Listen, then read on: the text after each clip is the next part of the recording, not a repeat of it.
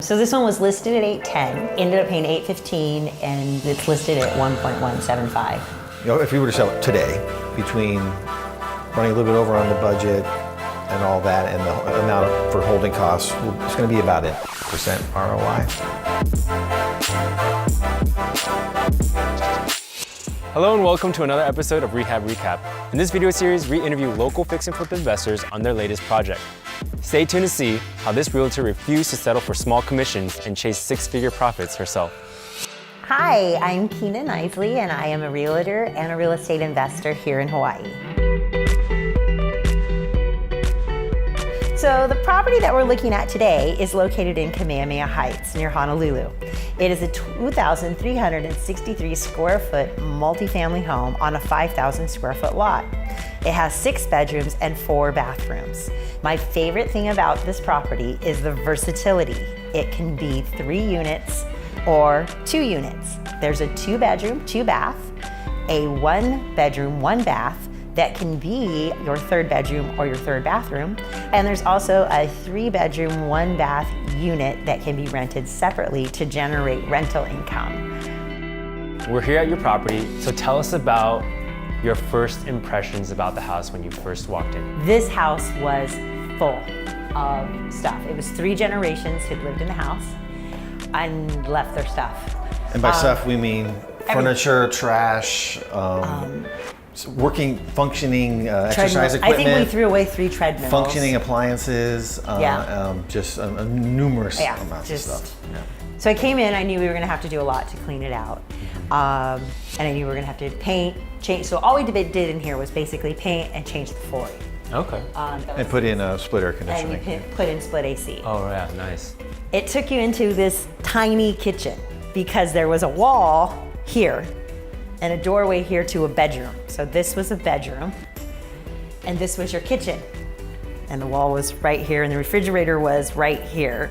So you kind of had to go around to go out the door. So the first thing we did was just rip this wall down. And we needed a way to get to the bedrooms from the rest of the house without having to go outside. So we then took this wall out. Because that was a wall. That was a wall, and there was a wall here because this was a bedroom. But I did decide to keep the bedroom closets because it's a lot of storage. Yeah, and people always want storage.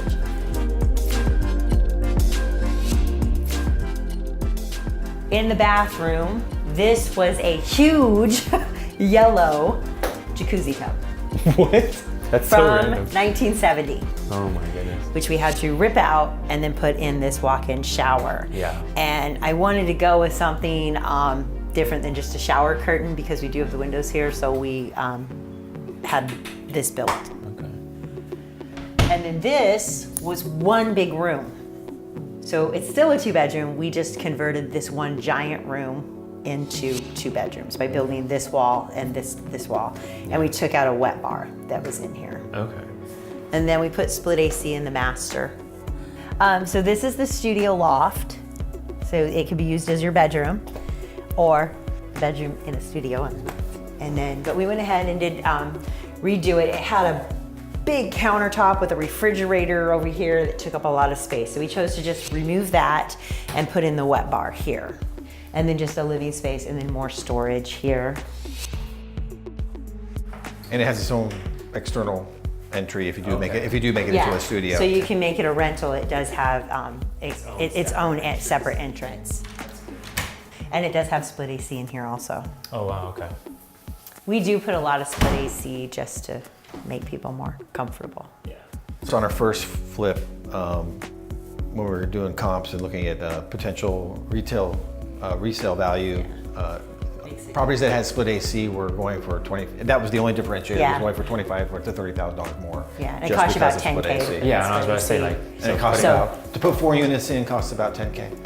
Okay. To put 4 So units it's in worth here, it costs about $10K. Yeah. But it increases the value so much. It increases the 25. value by 25. Yeah, So that's as long a no-brainer. as long as what you do increases your value, then you're good. So what we're actually entering in is the original house. Yeah, The original this is the original house. Everything we've walked through to date has been built on, it was permitted, but it's built on top of the original house. Okay. So this is the original house. This is 3 bedrooms, 1 bathroom. Okay. It also has another external entry if you want to, if you is rented out. I mean, you could come down this way, but if you so it's want to got a just front door, avoid back door. the house, you can come down the steps on the outside and have this kitchen entry. Okay. Yeah. So it's the kitchen, a small bedroom, and then 2 bedrooms and your full bath. Again, we did the walk-in shower. We took out the bathtub. This unit needed a lot more repairs. It had some floor damage. And they had dogs down here, and literally everything at dog height was either chewed on or scratched. So we had to replace everything about here down to include doors, frames, everything. Outside, all the siding from dog height down had to be replaced. All the corners of the corners of the house, we had to replace all of those because the dog had eaten them. The dog probably caused $10,000 in damage. Eating the front doors, eating both doors. From dog height down, were just chewed by a dog. Because we can only have a wet bar and not another full kitchen, but it is wired for a stove, and there's a convenient Home Depot gift card included with the house. So what you do with that is not my business. I personally would buy a stove. As you know, in this series, we interview investors, and at the end of every episode, we ask the same 5 questions. So the first question that we ask every investor is, how did you find the property? Was it on the MLS? Was it a wholesaler? How did you find it? Yeah, Okay. whichever. So we found the property off the MLS. Okay. So we are strictly working off the MLS. And just like real quick, I know you are a realtor. How do you deal with people saying like, oh, but you're a realtor, like of course you're gonna get all these deals. Like how do you deal with that kind of skepticism from other investors? I do assure them that we don't offer on anything that our clients have offered on. And we're not out to get all the properties. So we're happy doing 1 or 2 at a time. And as you know, there's 5 or 6 that post daily, and we're not after all of them. And if I send it out to my clients, then I'm not gonna offer on it. And I think, you're the real estate agent, but what you've told me is their skepticism because of the real estate agents they're working with don't understand investors and are not providing them the right information that they're asking for. So, finding the right real estate agent that understands investing, what all the terminology is you're looking for, like after repair value and a rough Hard feel money. for how to get private money, how to get hard money, rough estimates of what a rehab is going to cost, in the rough area per house to advise better than the investor. So the key is work with a real estate agent that knows what they're doing. Yeah. So it's actually better for them that I do investing because Exactly. I know what to expect. And I know if offers are too high, if offers are too low, I kind of know your repair estimates. So. All right. Question 2. How much did you pay for this property? So this one was listed at $810 and we offered $815 because I wanted it. So we ended up paying $815 and it's listed at 1.175. Nice. All right. And then the third question is, how much was the rehab? The approved budget from the rehab, where we got the rehab loan from, right? The hard money lender who also loaned on the rehab was, I believe, 150. And 53 was our estimate. So yeah, 153,000. Actual, by the time we were done and got it to listing, was 176. So we actually went 20 over the plan. And that overage was basically some things we didn't plan for or we learned. So it's a pretty large house, as you saw through the property tour. So we underestimated what the painting would be. So the painting actually was about 6,000 more than we had planned. Yeah, but when we compared it to other bids we were getting, it was actually a pretty competitive price. And then the other area was we totally underestimated, because one of the reasons we were able to get the house at the price that we got was we told the owner they could just leave their stuff, right? And we underestimated the amount of junk, material, stuff, dirt, trash, inside and outside this property that we probably spent, I think we planned $2,000 for a trash and demo rehaul, and we probably ended up paying $6,000 to $7,000 just to move junk out of this house. Wow. Yeah, and that was, yes. So that was on that we didn't plan for that properly. Painting got us a little, and I think the only other category we bumped up a little more than expected was we underestimated the cost for the walk-in tile showers. Okay. They were a little bit more than we had planned for. Not much, but enough to put us over budget. Okay, I see. How much do you expect to sell this property for? You already said Yeah, 1.175 is what it's listed for. 1.175. Yeah. So that's a pretty hefty profit margin right there, right? So if we don't count in all the miscellaneous costs like your lending costs and things like that, that's, So we think, if we were to sell it today, right, Yeah. it's listed at the price we're asking, we'll be a little under our holding month. So we planned a 6-month hold. We'll be a little under that. So I think between running a little bit over on the budget and all that and the amount for holding costs, it's going to be about an 8% ROI. okay. That's not bad at all. Yeah. Yeah. And for us, with ROIs, everybody has their theory about what to go for and what you should shoot for. In this market, for us in this market, 7% is our low end. So 7 or above is what we try to get. Half of our rehab cost. Yeah, the other goal is if we can recoup, or if our profit is half of our rehab costs, that's a good. Then That's we're good. happy with We're that. happy with that. Okay. And in this case, it A little will bit, be. yeah. All right. Yeah. So this was If we were to overall- sell it today, Yeah, if we were to we sell- okay. would be, yes. Yeah. Okay. The last question I have is, what was the biggest lesson you learned on this flip?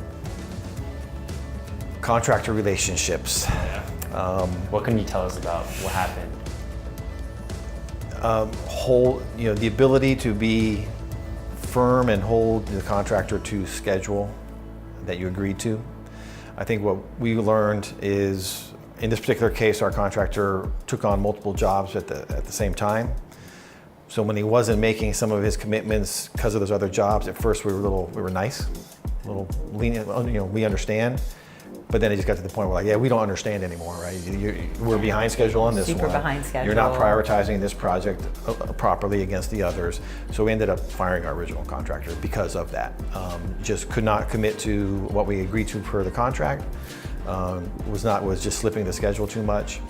But fortunately, in our contract paperwork, we had built in the ability in what he had signed that as long as we had paid him for everything he had done to date, we could terminate at any time, and there was no way for him to come back on us and try to get anything out of it, any more out of us. So actually, first time I've ever fired a contractor, but it went, pretty well because we had the contract paperwork to support us. Okay. We basically we said, And we had a wonderful contractor bring him to his place that finished the job quickly.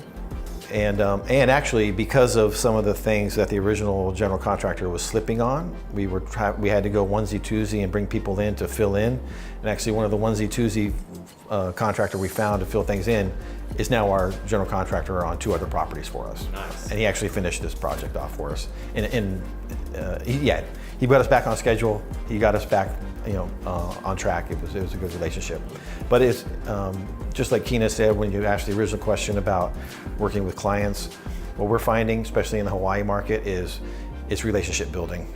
It's following through on commitments. It's keeping promises, true to your word, all those things. And once you do that, you build that trust relationship. Things work out pretty well. Because most of our good news stories have not been through the internet or social media or marketing. It's been through meeting people and face to face.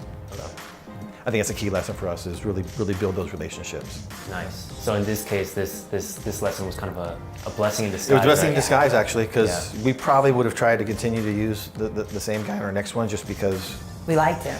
we liked him personally, right? That was part of the problem. We liked him personally, so when professionally things weren't working out, we let it slip, and we just, And we like the guy we have, but he's very professional. He's very good. And so the lesson learned, we need to be more demanding on our expectations to others. Nice. That was really in depth. I really appreciate you guys taking the time to come out to meet me and sit down in your brand new flip. Hopefully this video will go out to some of the viewers and maybe even a buyer. Yeah. Who knows, we'll see. I hope so. So if you're an experienced investor or a new investor like myself, make sure to check out this episode's show notes on kaneacapital.com. On the website, you can check out more behind the scenes footage as well as some extra things that are outside the scope of this video. You can also find Keena and Josh's bio on the website and contact them if you need. Thanks.